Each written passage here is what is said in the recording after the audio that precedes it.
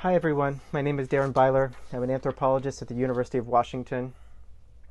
Today I'm going to tell you a little bit about my friend Perhat Tursun and his disappearance in January 2018. Perhat Tursun is a writer and poet. He, like hundreds of others, Uyghur poets and cultural leaders, were taken away in the great purges of 2017 and 2018. I got to know Perhat over endless cups of tea and Johnny Walker Red, which was his favorite, in his apartment high above Consul Street in downtown Urumqi. We talked about poetry, about philosophy, about human history. Perhat is a world-class writer. He has a mind that's very unique. He was born in 1969 in Atush, a small town of Uyghur traders near the Chinese border with Kyrgyzstan.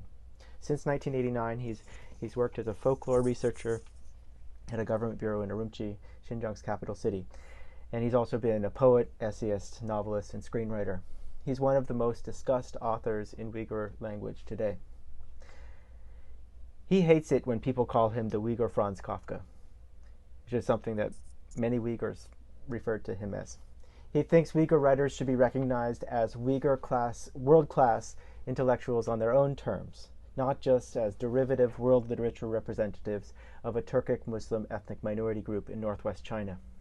At the very least, he thinks they should be seen as the present instantiation of the great Sufi poets of the Uyghur past. It's difficult, though, not to compare Perhat Tursun to Kafka, or any other great writer of estrangement and paranoia. Like Kafka, Perhat has been a pencil-pushing bureaucrat by day and a writer of fictive criticism of madness by night. Yet, of course, because it is his wish, we are ethically bound to honor his demand that he be recognized not just as a pale reflection of Euro-American greatness, but as a living voice in the great human story. Unlike the authors we might lazily compare him to, he has never left the nation of his birth, and his many novels and collections of poetry remain largely unread outside of Chinese Central Asia. Although he was disappeared in January 2018, Perhat is likely still alive. He still demands our attention. Like I said, Perhat has a uniquely gifted mind. Ever since he published his first Uyghur language poem, at the age of 11, he has been devouring literature and philosophy. He learned Chinese so he could read Freud and Schopenhauer in translation, and then he learned English so he could read Faulkner and Nabokov in the original. Name a philosopher, writer, or poet, and he'll give you a detailed analysis of their work. The inspiration for his work on madness comes from his reading of Foucault and Lacan, and his reading of verses of 17th century Sufi dervishes written in old Turkic language Chagatai. Perhat brings the voices of those Sufi friends of the universe into the present, just as he brings a persona of Kafka into the Uyghur world. He is an heir, then, both of ecstatic wanderers in the Central Asian desert and an anemic ascetic from Prague.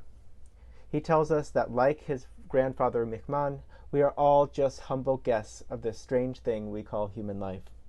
When we find ourselves surrounded by scorpions and snakes, it's best that we sit by our local river, weep, and remember where we came from. Now I'm going to read excerpts of one of his poems. It's called Franz Kafka.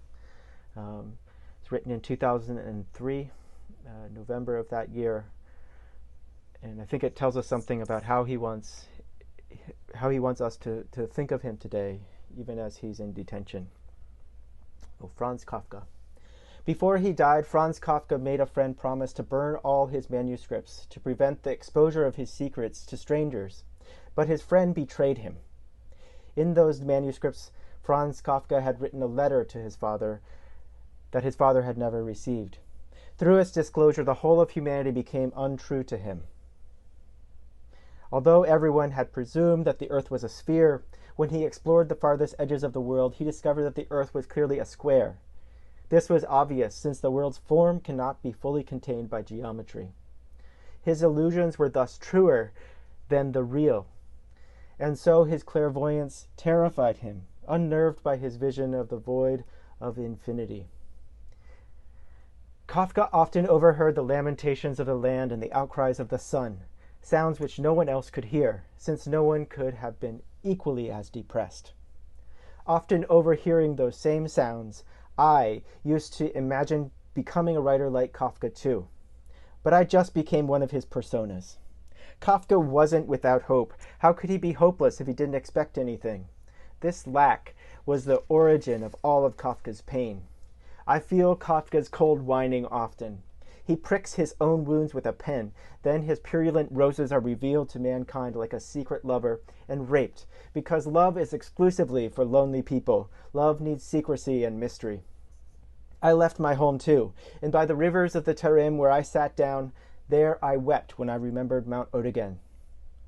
I never got over the seduction of these feelings, and when I plucked out my eyes and flung myself into the well, I told everyone who asked, "Where is Perhat Tursun?"